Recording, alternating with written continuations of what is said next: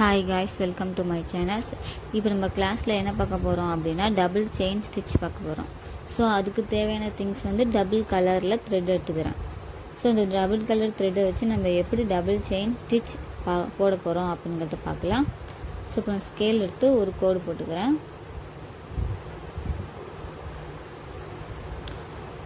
இந்த கோட்ல வந்து நம்ம எப்படி செயின் ஸ்டிட்ச் போடணும் அப்படிங்கறத நான் காமிக்கிறேன். நான் ஆல்ரெடி வந்து செயின் ஸ்டிட்ச் போட்டுருக்கோம். சோ போட்டு பழகிருப்போம் இல்லையா, அந்த செயின் ஸ்டிட்சை தான் கொஞ்சம் லாங்கா போட போறோம். ரொம்ப ஷார்ட்டாவும் இல்லாம ரொம்ப லாங்காவும் மிடில் சைஸ்ல நம்ம வந்து அந்த ஒரு ரெட் கலர் நான் எடுத்துக்கிறேன். ஃபர்ஸ்ட் அந்த ரெட் கலர் எடுத்து நான் செயின் ஸ்டிட்ச் ஃபர்ஸ்ட் நான் போட்டுக்கிறேன் ஃபுல்லா.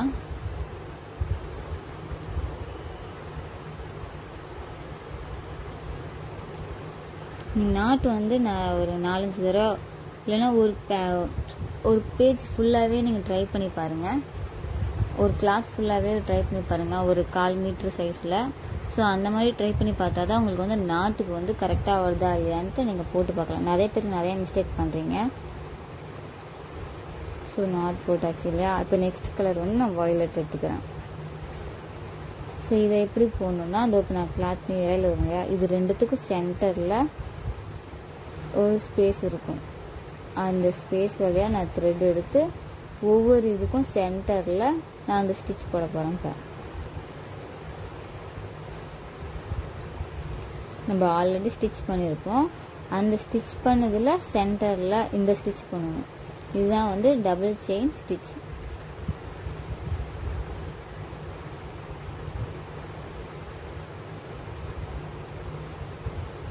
ஒரு இடையிலையும் சென்டரில் நம்ம அந்த ஸ்டிச் பண்ணோம்னா டபுள் செயின் ஸ்டிச்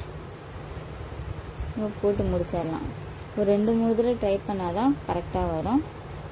ஸோ இது முடிச்சுட்டு இதுக்கு நான் எக்ஸசைஸும் தருவேன், அதையும் போட்டுட்டு இதுக்கு டிசைனும். ஸோ எக்ஸசைஸ் இது வந்து எக்ஸசைஸு. ஸோ இதை நீங்கள் கண்டினியூ பண்ணி எக்ஸசைஸ் போட்டுட்டு அண்ட் தென் வந்து எனக்கு டிசைனும் போட்டு எனக்கு ஃபோட்டோ எடுத்து அனுப்புங்க. இப்போ எம்ப்ராய்டிங் ஹேண்ட் எம்ப்ராய்டிங் எப்படி ஆல்பம் ரெடி பண்ணீங்களோ அதே போல் தான் இப்போ வந்து ஆரிக்கும் ஆல்பம் ரெடி பண்ணுற மாதிரி இருக்கும்.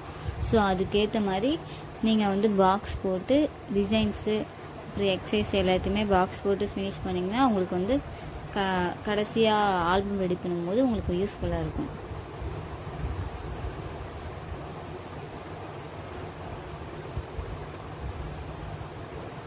இந்த கார்னர்லாம் கரெக்டாக வரணும். இந்த ஷார்ப்னஸ்லாம் வந்து செயின் ஸ்டிச் போடும்போது கரெக்டாக போடணும். பிளெயினாக இல்லாமல் அந்த ஷார்ப்போடு தான் செயின் ஸ்டிச் போட்டு நீங்கள் வந்து டிசைன் பண்ணணும். எனக்கு இதில் வந்து 3 எக்ஸசைஸ் கொடுத்துருக்கேன். ஸோ 3 எக்ஸசைஸுமே முடிச்சுட்டு எனக்கு ஃபோட்டோ சென்ட் பண்ணுங்கள். Thank you for வாட்சிங்ஸ்.